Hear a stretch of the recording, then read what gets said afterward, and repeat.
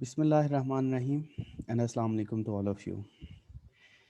Today, basically, we are going to start a new chapter uh, in principles of management. In last lecture, we were discussing about decision making process and decision making errors. Today, we will discuss the foundations of planning. It is chapter number 8. So, we will talk about planning. So planning है क्या basically? Planning is basically the pillar of your four functions that you have studied in first chapter. जो आपने first chapter के अंदर four functions पढ़े थे, कौन कौन से थे जी? Planning, organising, leading and controlling. ये उन चार फंक्शंस में से एक फंक्शन है। So it is a primary function, सबसे बेसिक फंक्शन है। इसके ऊपर आप लोगों ने एक असाइनमेंट भी बनाई हुई है। सो इसके ऊपर पूरी डिटेल के साथ हम बात करेंगे that what is about planning, planning है क्या, किस किस तरह की प्लानिंग होती है और ये क्यों ज़रूरी होती है। So we will define the nature and purpose of planning. We will classify the types of goals organizations might have and the plans they use, and we will also compare and contrast approaches to goal setting and planning, and we will also discuss the contemporary issues in the planning. So firstly, we have to define the planning. So definition means, what is planning? Planning is a primary managerial activity that involves defining the organization's goal, establishing an overall strategy for achieving those goals, then developing plans for organization work activities. So planning is basically having three type of activities. The first one, in planning, we have to define the organization's goal. Planning का जो पहला phase है, planning की जो first part है, that is to set objectives और to set goals. Objectives और goals हम अल्टरनेटिव वर्ड्स के तौर पे जो है वो यूज कर सकते हैं। सो प्लानिंग के अंदर पहली चीज क्या है? You have to define the organization's goal. Then the second thing is to establish overall strategy. Strategy किस लिए आपने एस्टैब्लिश करनी है? To achieve that goals. जो आपने फर्स्ट टास्क जो वो परफॉर्म किया in defining the organization goals, कि आपने ऑर्गेनाइजेशन के गोल्स को सेट किया।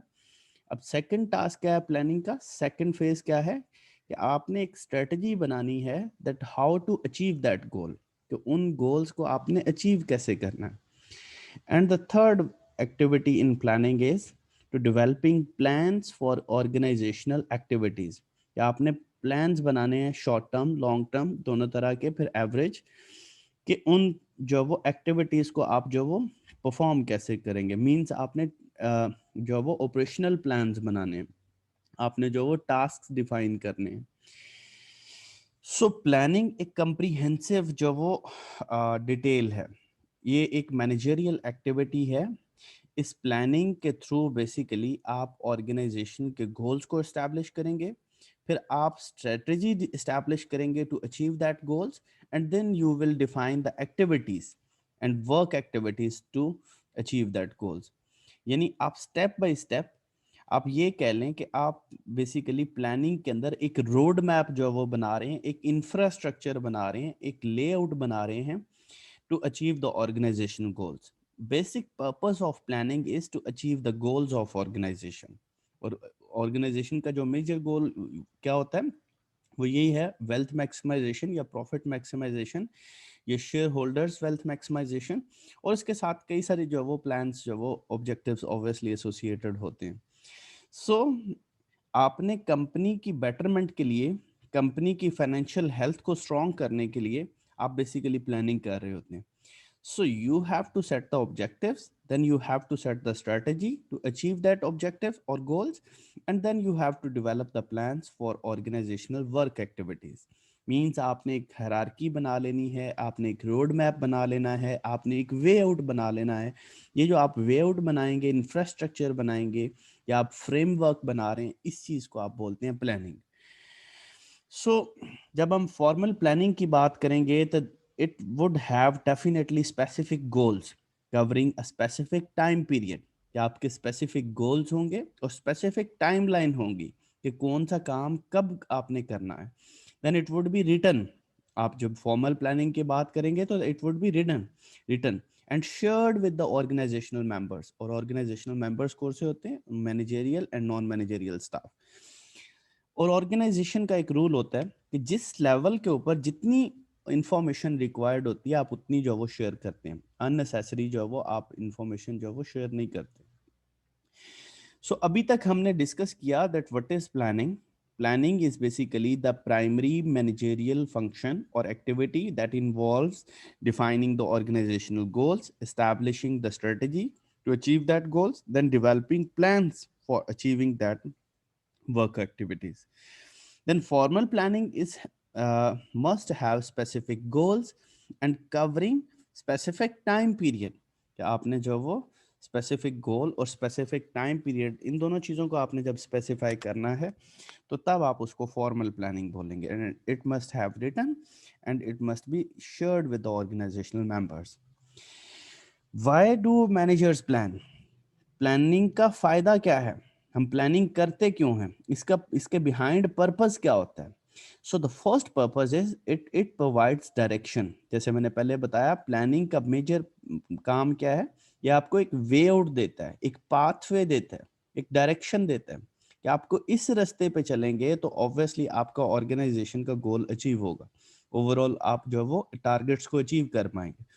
So planning always provide direction. Then the second one is it reduce uncertainty. अगर आप फॉर एग्जाम्पल देखिएगा कि आपने जब वो कहीं जाना है, आपने ट्रैवल करना है, अब जब तक जो वो आपके पास डायरेक्शन नहीं है, अब जब तक आपके पास जो वो रास्ता नहीं है, आप अपनी मंजिल तक नहीं पहुंच सकते. सो ऑब्वियसली जब आप प्लान करके निकलेंगे कि मुझे लाहौर जाना है, मुझे गुजरांवाला जाना है या मुझे सियालकोट जाना है, तो ऑब्वियसली वो प्लानिंग आपको डायरेक्शन तक ले जाएगी, आपको टारगेट तक ले जाएगी. So it provides direction and it reduce uncertainty. Obviously planning से जो वो अनसर्टेनिटी रिड्यूस होगी क्योंकि आपके पास एक पाथवे है, एक स्ट्रक्चर है, एक लेआउट है. It reduce uncertainty. Then obviously it minimize the waste and redundancy. अब ये वेस्टेज किस चीज की है? Wastage of resources. अगर आप विदाउट प्लानिंग करेंगे तो ऑब्वियसली आप एक काम कई बार कर रहे होंगे, या फिर आप जो वो इनवैलिड काम कर रहे होंगे, या आप जो वो इनअप्रोप्रिएट काम कर रहे होंगे. सो इस इनअप्रोप्रिएशन से बचने के लिए या wastage of time and wastage of resources से बचने के लिए आपको प्लानिंग की जरूरत पड़ती है. तो इस वजह से it minimize wastage and redundancy कि आपको जो वो ये wastage of time, wastage of resources से जो वो बचाती है. Then the last one, it sets the standards for controlling. Obviously planning होगी तो कंट्रोलिंग होगी. अगर आपके पास प्लानिंग ही नहीं है, प्लानिंग क्या करती है बेसिकली, ये आपके पास, क्योंकि जैसे हमने डेफिनेशन के अंदर कहा हमने कि it provides us the direction, it provides us the pathway, it provides us with the goals and objectives. जब गोल्स एंड ऑब्जेक्टिव्स होंगे तो ऑब्वियसली आप स्टैंडर्ड सेट करेंगे, आप स्ट्रेटजी सेट करेंगे. उसकी डेफिनेशन के अंदर हमने ये बात की थी. जब स्टैंडर्ड होंगे तो आप उनको कंपेयर भी कर सकते हैं, आप उनको एनालाइज भी कर सकते हैं, आप उनको कंट्रोल भी कर सकते हैं. सो आपके असाइनमेंट के अंदर भी यही टास्क था बेसिकली कि आप लोगों को ये एनालाइज करना था कि प्लानिंग और बाकी सारे फैक्टर्स जो है वो किस तरह से आपस में इंटर रिलेट करते हैं. So obviously planning is having the inter relation with all other factors. Controlling के साथ भी इसका जो वो गहरा ताल्लुक है. जब ऑब्वियसली प्लानिंग होगी, आपके पास स्टैंडर्ड्स होंगे, तो कंट्रोलिंग में आसानी होगी. आप जो वो आसानी से कंपेयर कर सकते हैं, आप एनालाइज कर सकते हैं कि किस चीज का कौन सा स्टैंडर्ड था और जो वो क्या आउटकम निकला है. सो ऑब्वियसली कंट्रोलिंग के अंदर भी आसानी होगी, लीडिंग के अंदर भी आसानी होगी, ऑर्गेनाइजिंग के अंदर भी आसानी होगी. So planning provides the foundation for all three functions. कि बाकी के लिए भी ये बेसिकली फाउंडेशन प्रोवाइड कर रही होती है. So the purpose of planning is it provides direction, it reduce uncertainty, it minimize the wastage and redundancy, then it sets the standards for the controlling. Then जब हम प्लानिंग और performance की बात करते हैं तो इन दोनों का भी आपस में कनेक्शन है. क्योंकि परफॉर्मेंस को मेजर करने के लिए प्लानिंग का होना बड़ा जरूरी है, क्योंकि जब हम फॉर्मल प्लानिंग करते हैं तो it always associated with the higher profits and return on assets. क्योंकि आप प्लानिंग कर ही इसीलिए होते हैं, जैसे मैंने शुरू में बताया कि आपका overall goal of the organization क्या है, wealth maximization, profit maximization. So for the formal planning it always associated with the higher profits and return on assets, कि आपको प्रॉफिट्स ज्यादा मिले, आपको रिटर्न ऑन एसेट्स ज्यादा मिले, इस वजह से आप फॉर्मल प्लानिंग कर रहे हैं। And it positively financial results, इसके जब वो पॉजिटिव फाइनेंशियल रिजल्ट्स भी होंगे जब फॉर्मल प्लानिंग आप करेंगे। The quality of planning and implementation effects the performance more than the extent of planning. ये जो आपकी क्वालिटी ऑफ प्लानिंग है ये ऑब्वियसली आपके रिजल्ट्स को अच्छा करेगी, आपके जो वो आउटकम को अच्छा करेगी। Then the external environment can reduce the impact of planning on performance. आपने प्लान ऑब्वियसली आप करते हैं, लेकिन कुछ फैक्टर्स एक्सटर्नली उसको डैमेज भी कर सकते हैं, उसके रास्ते में बैरियर भी बन सकते हैं। कि आपने फॉर एग्जांपल प्लान किया था सॉरी, कि आपने जो वो 9 बजे निकलना है, आपने 11 बजे लाहौर पहुंचना है, गाड़ी के रास्ते आपने टारगेट भी सेट कर लिया, प्लान भी सेट कर लिया, लेकिन रास्ते में टायर पंचर हो गया, या आपका जो वो रास्ते में जो वो कोई स्ट्राइक थी जिसकी वजह से रास्ता बंद था। अब वो एक्सटर्नल इन्वायरमेंट का आपके जो वो प्लान के ऊपर इफेक्ट आ गया, उसके अंदर जो वो कमी जो वो उसके अंदर जो वो बैरियर आ सकता है। सो एक्सटर्नल इन्वायरमेंट का इम्पैक्ट जो वो आपकी परफॉर्मेंस के ऊपर पड़ सकता है, लेकिन प्लानिंग जो वो always it produce positive results, इससे जो वो अच्छे रिजल्ट्स ही मिलते हैं। सो ये बेसिकली हम प्लानिंग की बात कर रहे थे कि हम जो वो प्लानिंग है क्या, फॉर्मल प्लानिंग किसे बोलते हैं, और पर्पस क्या है प्लानिंग का। अब हम आ जाते हैं प्लानिंग के एलिमेंट्स के ऊपर। प्लानिंग के बेसिकली 2 एलिमेंट्स हैं। The first one is goals, जैसे डेफिनेशन के अंदर हमने बताया था, पहला इसका एलिमेंट क्या है, गोल। ऑब्वियसली प्लानिंग के अंदर अगर आप गोल सेट नहीं कर रहे, ऑब्जेक्टिव सेट नहीं कर रहे, तो ये प्लानिंग नहीं है फिर। So goals are basically desired outcome for individuals, for groups और entire organisation. It provides direction and evaluation performance criteria, कि आप ऑब्वियसली प्लानिंग के अंदर गोल्स सेट कर रहे हैं, डिजायर्ड आउटकम्स सेट कर रहे हैं, डिजायर्ड ऑब्जेक्टिव सेट कर रहे हैं। फॉर द इंडिविजुअल्स भी हो सकते हैं, फॉर ग्रुप्स भी हो सकते हैं, फॉर होल ऑर्गेनाइजेशन भी हो सकते हैं। सो उसको आप क्या बोलते हैं, goals. So goals are the first element in the planning, and the second one are plans, documents that outlines how goals are to be accomplished. जैसे हमने डेफिनेशन के अंदर, मैं आपको वो उस स्लाइड पे ले जाता हूँ अगेन। इस डेफिनेशन के अंदर अगर आप देखेंगे तो ये जो फर्स्ट लाइन है ये क्या कह रही है, defining the organization goals, and the second one was to establishing the overall strategy. इन्हीं दो को बेसिकली यहाँ पे डिवाइड किया गया। आपका फर्स्ट वन यहाँ पे क्या है, गोल्स एंड ऑब्जेक्टिव्स। इसी तरह से वो जो स्ट्रेटजी की बात की थी हमने, that are basically plans. So plans provides documents that outline how goals are to be accomplish, कि आपने वो गोल्स, वो ऑब्जेक्टिव्स अचीव कैसे करने हैं, इस चीज को बेसिकली प्लान्स डिफाइन करेंगे। So it describes how resources are to be allocated and establishing activity schedules, वो जो तीसरा पार्ट था डेफिनेशन का, तो उनको इस प्लान के अंदर दोनों को मर्ज कर दिया गया। सो बेसिकली 2 पार्ट्स हैं आपके प्लानिंग के, 2 एलिमेंट्स हैं। The one is goals and the second one is plans. Overall planning refer किया गया है पूरे के पूरे इस प्रोसेस को, जिसको हम जो वो चैप्टर के अंदर डिस्कस कर रहे हैं, जिसको हमने फॉर्मल प्लानिंग या प्लानिंग के वर्ड से जो वो जाना। So goals are your desired outcomes for the individual, groups, and entire organization. And plans are basically the documents that outlines how goals are to be accomplished, कि आपने goals को achieve कैसे करना। इसकी एक एग्जांपल ले लेते हैं। जैसे फॉर एग्जांपल आपने एक गोल, एक ऑब्जेक्टिव सेट किया कि for example you have to sell 1000 units in this fall 2021, कि आपने जो वो 2021 के अंदर 1000 यूनिट्स जो वो बेचने हैं।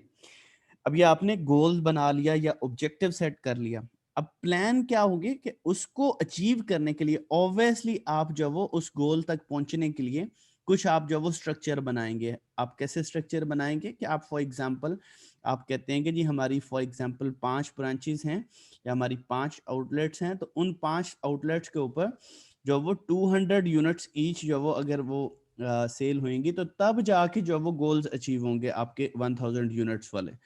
सो इस वजह से आपने क्या किया, एक एलोकेट कर दिया आपने, जब वो गोल्स को डॉक्यूमेंट कर दिया, आउटलाइन कर दिया कि किस तरह से गोल अचीव हो सकते हैं। फिर इसी तरह से उस इंडिविजुअल ब्रांच की 200 परफॉर्मेंस को आपने मीट करने के लिए हर सेल्स पर्सन की ड्यूटी लगा दी कि आपने ये जो है वो आपका टारगेट है। सो इसी तरह से तो ऑर्गेनाइजेशंस वर्क कर रही होती हैं पूरी हायरार्की के अंदर, एक जो वो एक तरीकेकार के अंदर, एक पाथवे, एक जो वो स्ट्रक्चर के अंदर काम कर रही होती हैं ऑर्गेनाइजेशंस। सो इस वजह से goals are basically the desired outcomes and plans are the documents that how to achieve that goals, कि आपने वो गोल्स को अचीव कैसे करना है। सो देन अब बात कर लेते हैं जी टाइप्स ऑफ गोल्स के ऊपर। गोल्स दो तरह के होते हैं, एक आपके फाइनेंशियल गोल्स हैं, दूसरे आपके स्ट्रेटेजिक गोल्स हैं।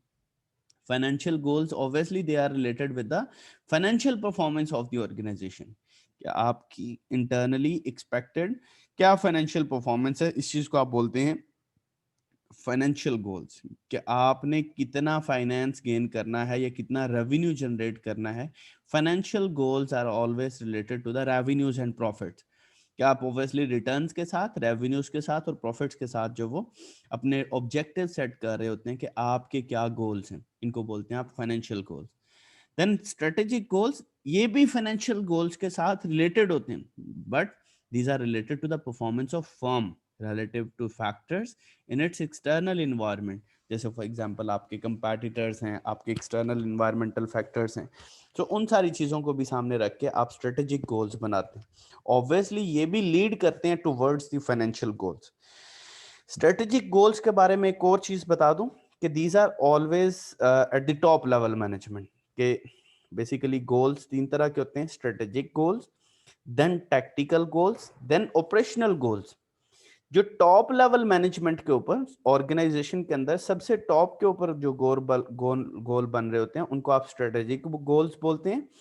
देन उनको अचीव करने के लिए आप मिड रेंज या मिडल लेवल गोल्स बनाते हैं, उनको आप टेक्टिकल गोल्स बोलते हैं, जो कि यहाँ पे स्लाइड के अंदर नहीं लिखा हुआ, लेकिन आप प्लीज अपने पास नोट कर लें। सो सबसे टॉप पे होते हैं strategic goals, then tactical goals. Tactical goals आपके मिडल लेवल गोल्स होते हैं।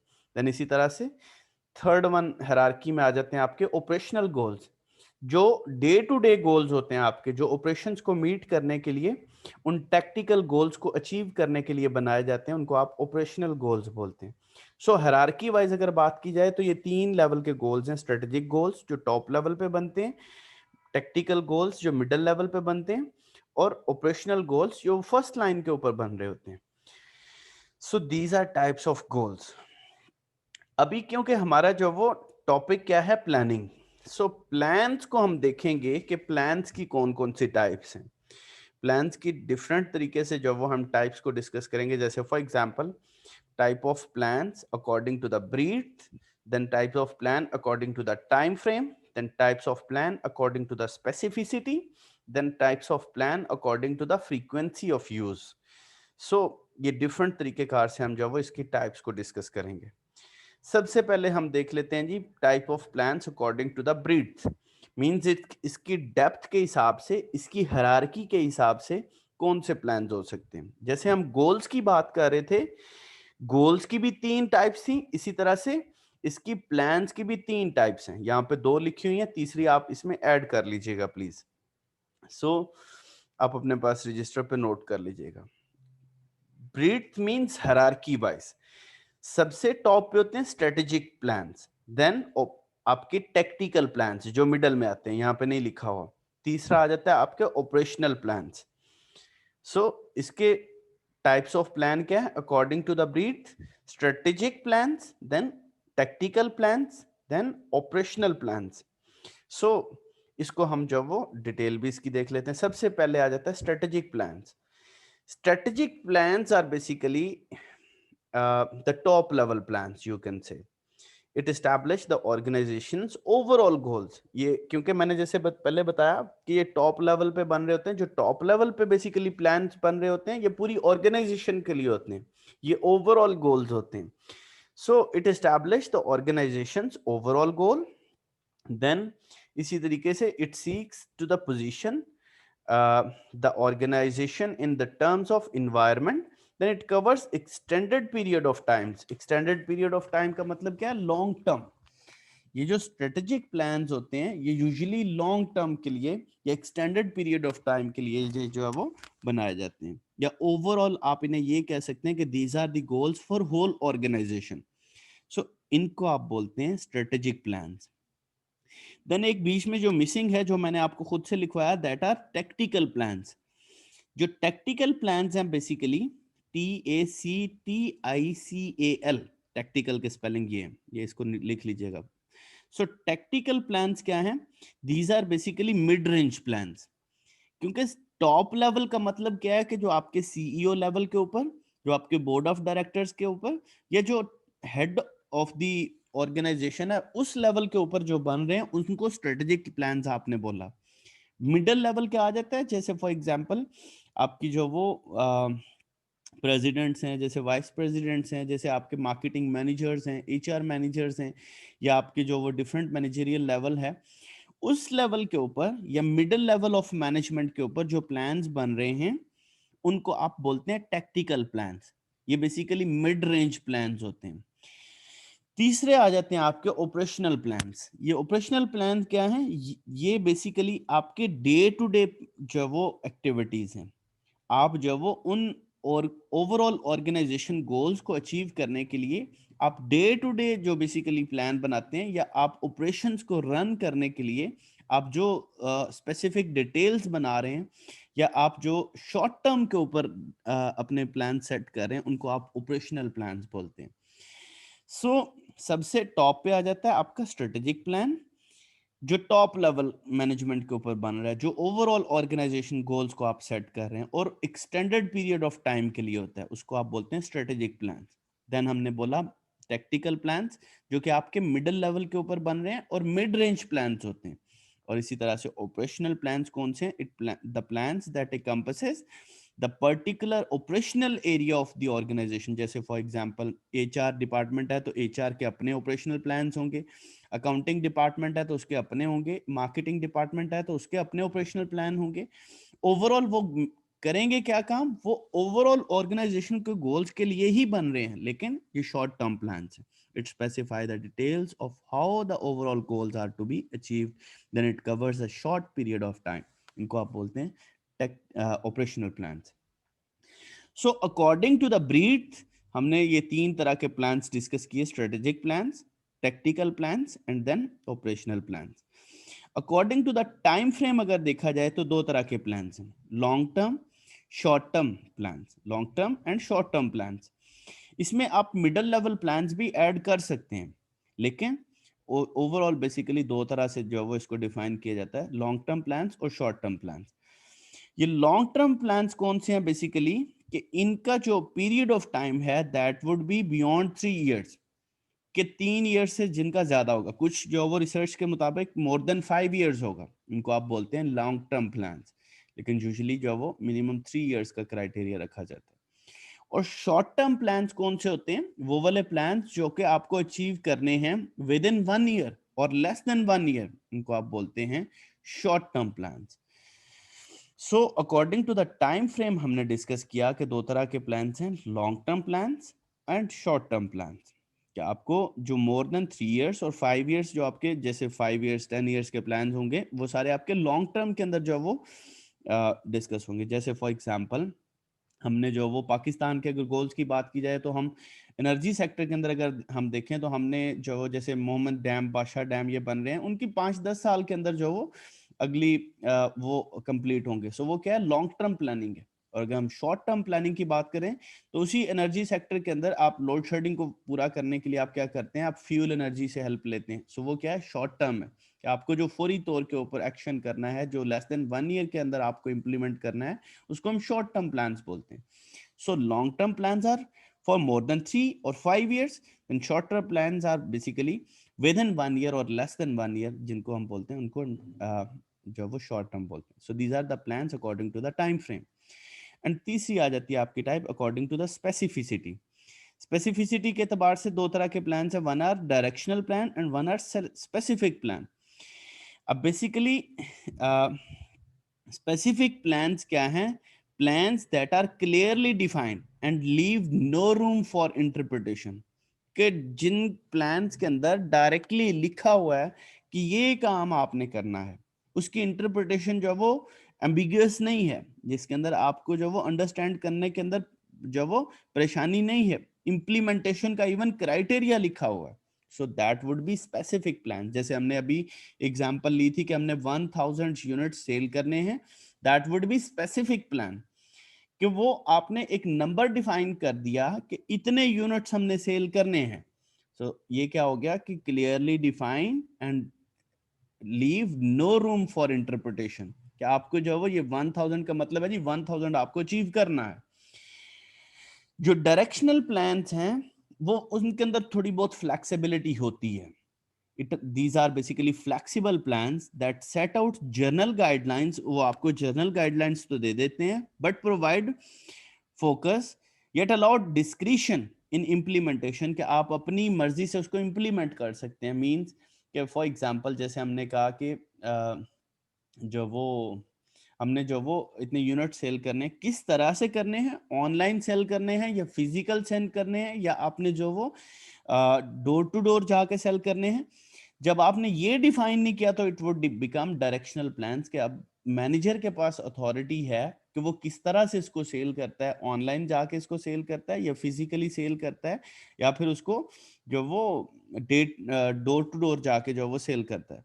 सीईओ के ऊपर उसने छोड़ दिया. मींस उसकी इंटरप्रिटेशन मैनेजर अपने अकॉर्डिंगली कर सकता है. उनको हम डायरेक्शनल प्लान्स बोल सकते हैं कि आपने डायरेक्शन दे दी लेकिन आपने इम्प्लीमेंटेशन का क्राइटेरिया नहीं बताया.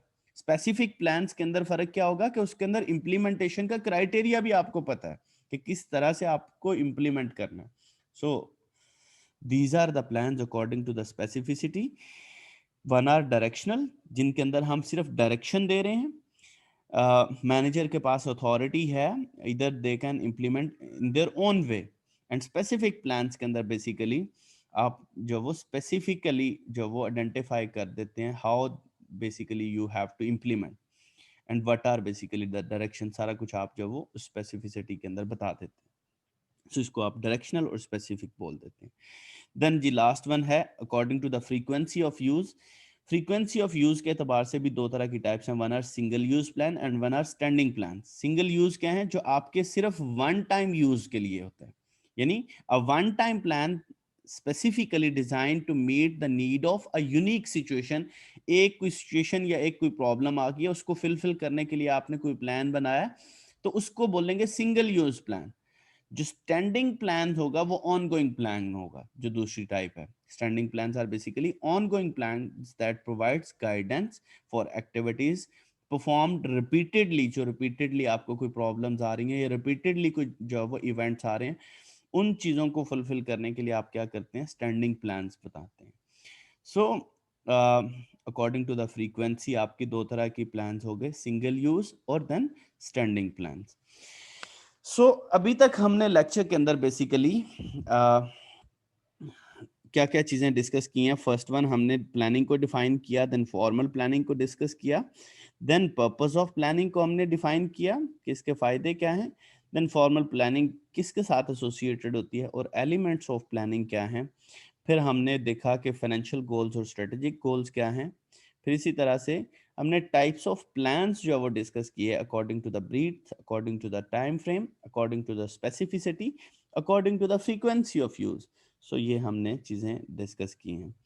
सो बाकी ट्रेडिशनल गोल सेटिंग और जो वो इन चीज़ों के बारे में हम जो वो नेक्स्ट लेक्चर के अंदर बात करेंगे.